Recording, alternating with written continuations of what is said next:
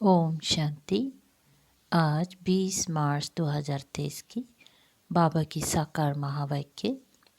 प्यारे बाबा बोले, मीठे बच्चे, सच्चे बाप के साथ सच्चा होकर रहो तो कदम कदम पर पद्मों की कमाई जमा होती जाएगी।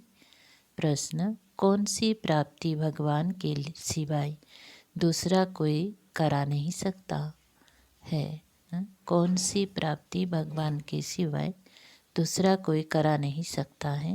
उत्तर है, मनुष्यों को चाहना रहती है हमें शांति व सुख मिले।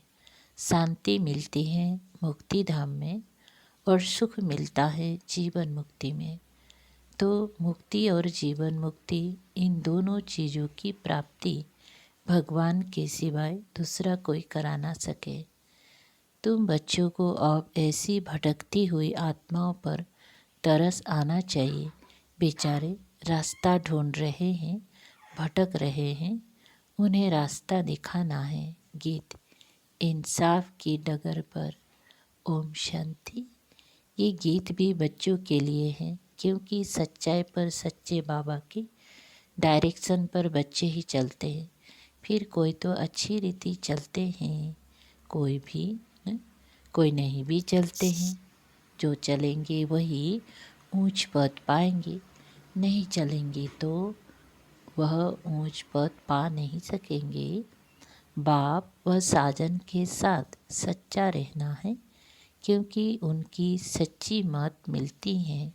दूसरे सब झूठी मत देते हैं। मनुष्य को सब झूठी ही मत देते हैं। गाया हुआ है, झूठी माया झूठी काया। यहाँ तो झूठ ही झूठ है, सचखंड में झूठ होता नहीं। जिस सचखंड के लिए तुम पुरुषार्थ कर रहे हो, तो बच्चों को बाप से बहुत सच्चा बनना है। फिर भी बेहद का बाप है, सच्चा हो रहने से कदम कदम पर पदमपति होते रहते हैं। झूठे तो पदमपति नहीं बनेंगे। तो बाप के साथ झूठ बोलना बड़ा खराब है। सदैव सच्चा हो रहना चाहिए, नहीं तो सचखंड में इतना पद पा नहीं सकेंगी। अच्छा, ये तो हुई बच्चों प्रति सावधानी। अब बच्चों को किसी को समझाने की तरकीब भी सीखना है कि बेसमझ को कैसे समझाएं। बेसमझ क्यों कहा जाता है? क्योंकि मनुष्यों को समझ नहीं है। कहते तो है कि मनुष्य सृष्टि रचने वाला परमात्मा है, तो वो हुआ रचता, परंतु रचना को फिर ये पता नहीं है कि हमारा रचता कौन है। भक्ति आदि करते हैं शांति अथवा सुख के लिए। हम तुम भी ऐसे ही करते थे जबकि बाप नहीं मिला था। कृष्ण का भजन करते हैं, उनको याद करते हैं, उनको मनाने की साधना करते हैं, परंतु उनसे क्या मांगते हैं कुछ पता नहीं रहता। हमारा रचने वाला कौन है कुछ भी नहीं जानते। तुम बच्चे जानते हो, जब तक बाप नहीं मिला था तो हम अनेक प्रकार की साधना भक्ति आदि करते आए। करते करते रिजल्ट क्या हुई? कुछ भी नहीं। सृष्टि को तो तमो प्रधान बनना ही है। फिर इतनी जो साधना करते हैं उससे कुछ मिलता है या नहीं, ये विचार भी नहीं किया जाता है। अब समझते हैं कुछ भी मिलता नहीं, हमको चाहिए क्या, यह भी कोई की बुद्धि में नहीं है। सन्यासी कहेंगे निर्वाण धाम में जाने चाहिए। निर्वाण धाम में जाने के लिए हम साधना करते हैं, परंतु वो तो जिसको रास्ते का पता हो, वो पता होकर आया हुआ हो, तब तो रास्ता बता सके। और कोई तो रास्ता बता नहीं सकते। जो आते हैं उन्हों को पुनर्जन्म तो लेना ही है। अंत तक पुनर्जन्म तो लेते आना है। जब तक सृष्टि का विनाश हो, वह सृष्टि रूपी झाड़ जर्जरीभूत हो, तब तक तो सबको रहना है। मनुष्य कईयों के लिए समझते हैं फलाना ज्योति ज्योत समाया, वैकुंठवासी हुआ और स्वर्ग पधारा। और वास्तव में स्वर्ग में तो पधारा कोई नहीं है। स्वर्ग कहाँ होता है, निर्वाण धाम कहाँ होता है, वहाँ क्या होता है, वहाँ जाकर फिर आना कब होता है, कुछ भी नहीं जानते। तुम सब कुछ जानते हो नंबरवार पुरुषार्थ अनुसार। कोई भी आए तो उनसे पूछना चाहिए तुम क्या चाहते हो। गुरु करते हो तो दिल में चाहना क्या है। वास्तव में उनकी चाहना को तुम ब्राह्मण ब्राह्मणियाँ जानते हो। चाहना क्या रखनी चाहिए, किस बात की चाहना रखनी है, यह भी कोई जानते नहीं। यहाँ कुछ अच्छा नहीं लगता है तो इनसे छुटकारा पाने की साधना करते हैं। अब जाने के लिए धाम है दो, निर्वाण धाम वो है शांति धाम। वहाँ आत्माओं का निवास होता है। क्या तुम उस धाम में जाने चाहते हो? तुम बच्चों को तरस पड़ना चाहिए, बेचारे भटकते रहते हैं, रास्ते कोई को जानते ही नहीं। गाइड है ही एक, वो सभी को दुखों से छुड़ाकर सुख धाम में ले जाने वाला या जीवन मुक्त बनाने वाला एक ही है। वो जब तक ना आए तब तक कोई को भी मुक्ति, जीवन मुक्ति की प्राप्ति हो नहीं सकती। ये दोनों प्रॉपर्टी है ही एक बाप के पास। जब तक भगवान भक्तों के पास ना आए तो वो चीज़ मिल नहीं सकती। स्वर्ग में सुख और शांति दोनों हैं। शांति क्यों कहा जाता है? क्योंकि वहाँ लड़ाई झगड़ा आदि होता नहीं। बाकी असली शांति धाम तो है निर्वाण धाम, जहाँ सभी आत्माएं शांत रहती हैं। फिर आत्मा को जब आर्गन्स मिलते हैं तो बोलती हैं। तो वहाँ सुख शांति दोनों ही हैं। सुख होता है संपत्ति से। वहाँ सतयुग में तो संपत्ति बहुत है, यहाँ संपत्ति नहीं है तो मनुष्य बेचारे रोटी टुकड़ा भी मुश्किल खा सकते हैं। संपत्ति है तो एरोप्लेन, बड़े महल, बड़े बड़े महल आदि सब वैभव है। तो संपत्ति भी चाहिए, फिर शांति भी चाहिए, निरोगी काया भी चाहिए। ये सब देने वाला बाप है। समझाया जाता है ये कलयुग तो है दुख धाम, नई दुनिया है सुख धाम। वहाँ दुख होता नहीं, पवित्रता सुख शांति वहाँ सब है। दूसरा है मुक्ति धाम, वहाँ कोई सदैव रह नहीं सकता। पुनर्जन्म ले फिर पाठ बजाना, पाठ जरूर बजाना है। पुनर्जन्म ले फिर पाठ जरूर बजाना है। परम धाम में तब तक रहते हैं जब तक पाठ में आए। सच्ची स्वीट होम को याद करते हैं। नाटक में हमेशा नंबर्स की लिमिट होती है। फलाने ड्रामा में इतने एक्टर्स से, ये तो अनादि बना बनाया ड्रामा है, लिमिटेड नंबर है। भारत में 33 करोड़ देवताओं की लिमिट है। इस समय तो बहुत कन्वर्ट हो गए हैं। तो पहले जब कोई आवे तो उनसे पूछना है दिल में क्या आशा है, क्या चाहते हो। दर्शन से तो कोई फ़ायदा नहीं। गुरु के पास कोई आस लेकर जाते हैं।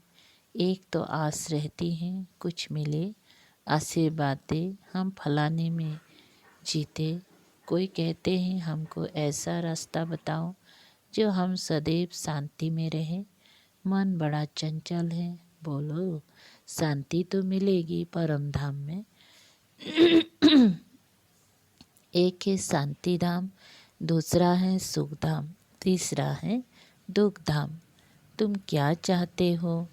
तो फिर हम बताएं कि ये साधना अथवा पुरुषार्थ करो साधना व पुरुषार्थ एक ही बात है। भक्त साधना करते हैं और जगह जाने लिए अथवा वापिस परम धाम जाने लिए, मोक्ष तो कोई पा ना सके, ये बना बनाया ड्रामा है। सन्यासी को फिर अपने संन्यास धर्म में आना ही पड़ेगा। क्रिश्चियन धर्म फिर क्राइस्ट द्वारा जरूर स्थापन होगा। सतयुग नई दुनिया में पवित्रता, सुख, शांति सब है। उनको कहा जाता है सुखधाम, शिवालय, ये है वेश्यालय। तुम क्या चाहते हो? शांति चाहते हो? वो तो शांति धाम में मिलेगी, वो भी तब तक जब तक सुखधाम वालों का अर्थात देवी देवताओं का पाठ है। फिर तो नंबरवार सबको पाठ में आना पड़ेगा। तुम भी पुरुषार्थ करेंगे तो वैकुंठ में जाएंगे। भारत वैकुंठ था, ये भीति देनी चाहिए। वर्षा बाप से ही मिलता है, वही आकर बच्चों को अपनी पहचान देते हैं। बाप ही नहीं तो बच्चों को पहचान कैसे होगी? ऐसे तो है नहीं जो समझे कि हम भगवान के बच्चे हैं। अगर ऐसा कहें तो हम पूछेंगे, बताओ भगवान क्या रचते हैं? वह तो स्वर्ग रचते हैं, फिर तुम नरक में क्यों धक्का खाते हो? फिर 84 जन्म बताने पड़े। भगवान ने तुमको स्वर्ग में भेजा, फिर 84 जन्म लेते अब नरक में आकर पड़े हो। अब 84 जन्म पूरे हुए, तुम यह नहीं जानते हो, हम बताते हैं। तुम पहले स्वर्ग में थे, फिर 84 जन्म भोगे हैं। और फिर बाप और स्वर्ग को याद करो। कमल फूल समान पवित्र रहना है। सन्यासियों को भी समझाना है, तुम्हारा हठयोग है, ये है राजयोग। गृहस्थ व्यवहार में रहते कमल फूल समान रहना है। यह प्रवृत्ति मार्ग है, तुम्हारा पंथ ही अलग है।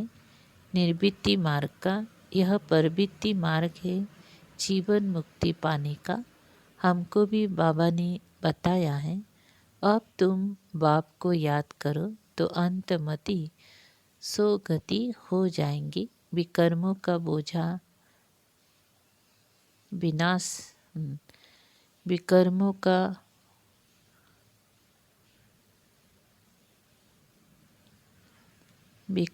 का बोझा विनाश तब होगा जब बाप को याद करेंगे।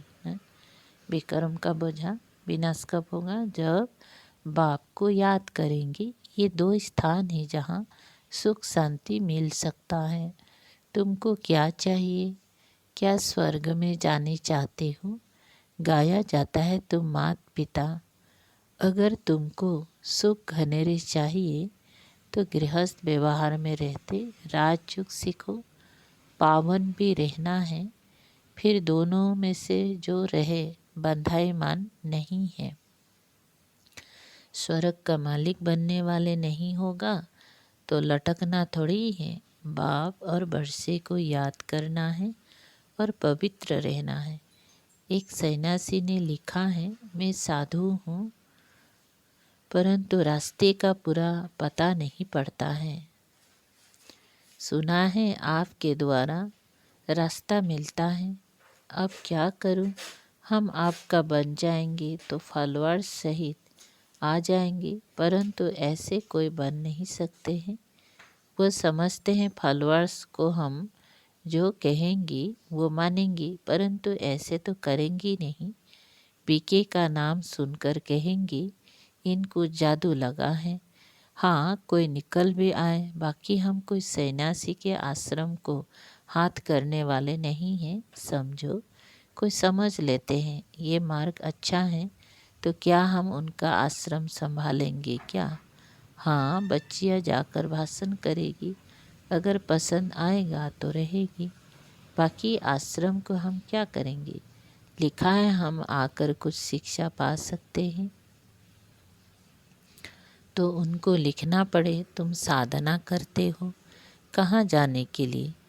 किस एम ऑब्जेक्ट से किससे मिलने चाहते हो, कहाँ जाना चाहते हो?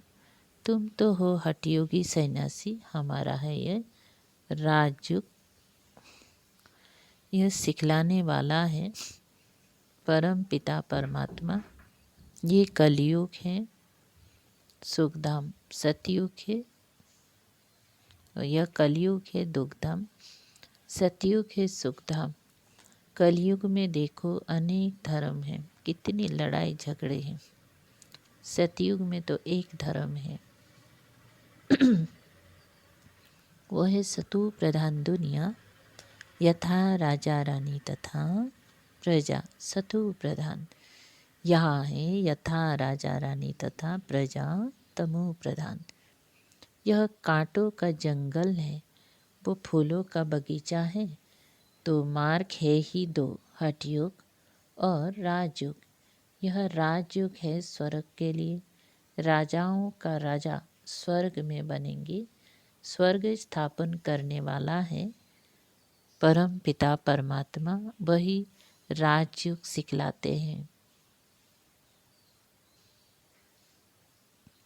सन्यासी कहे हम सन्यास में ही रहें तो ज्ञान उठा ना सके, गृहस्थ व्यवहार में रहना पड़े। यह एक लॉ है, जिसको छोड़ भागे हो उनका फिर कल्याण करना है।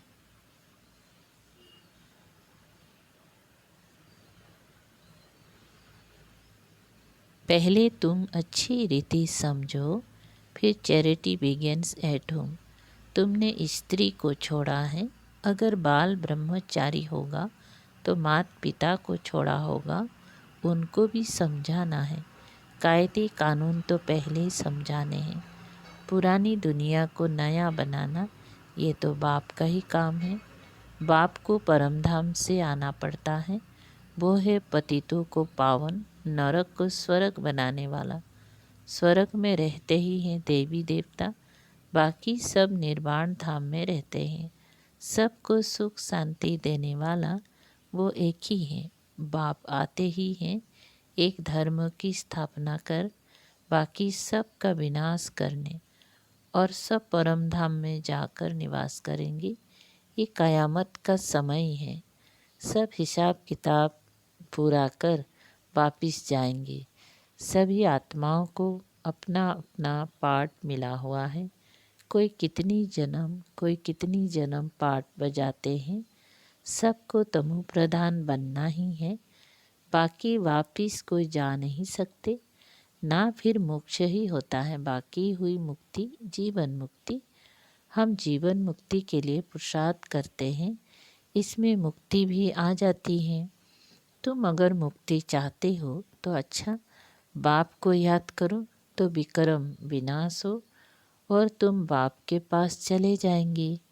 यह एक ही रास्ता स्वयं बाप बतलाते हैं और सुदर्शन चक्र भी फिराते रहेंगे। पढ़ाई पढ़ते रहेंगे तो स्वर्ग में आ जाएंगी। तो सन्यासियों को फिर गृहस्थ व्यवहार में जाना पड़े, हिम्मत चाहिए। एक ज्ञानेश्वर गीता है जिसमें ये लिखा हुआ है, बोला एक बच्चा देकर सन्यास करो तो कुल की वृद्धि होगी। फिर तो कोई बाल ब्रह्मचारी हो ना सके। बाल ब्रह्मचारी भीष्म पितामह का तो बहुत मान है, परंतु मनुष्य तो एक दो पर एतबार माने विश्वास भी नहीं करते। समझते गृहस्थी में रहते और बेकार में ना जाए, ये हो नहीं सकता। लेकिन उन्हें कोई भगवान सर्वशक्तिवान की मदद थोड़ी है।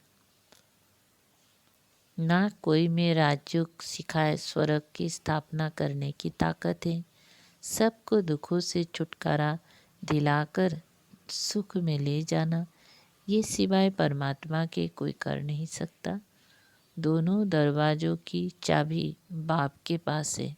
स्वर्ग का फाटक खुलता है तो मुक्ति का भी खुलता है। मुक्ति में जाने के सिवाय स्वर्ग में जा कैसे सकते? दोनों गेट्स इकट्ठे खुलते हैं। अच्छा, मीठे मीठे सिकलधे बच्चों प्रति माता पिता बाप दादा का याद प्यार और गुड मॉर्निंग। रूहानी बाप के रूहानी बच्चों को नमस्ते। हम रूहानी बच्चों की रूहानी बाप दादा को याद प्यार, गुड मॉर्निंग और नमस्ते नमस्ते। शुक्रिया बाबा। थैंक यू बाबा। सार है, एक मुक्ति के लिए बाप को याद कर विक्रम विनाश करने हैं और जीवन मुक्ति के लिए स्वदर्शन चक्रधारी बनना है, पढ़ाई पढ़नी है। जीवन मुक्ति के लिए स्वदर्शन चक्रधारी बनना है, पढ़ाई पढ़नी है। 2, रहम दिल बनकर भटकने वालों को घर का रास्ता बताना है। मुक्ति और जीवन मुक्ति का वर्षा हर एक को बाप से दिलाना है। वरदान, रूहानियत में रहकर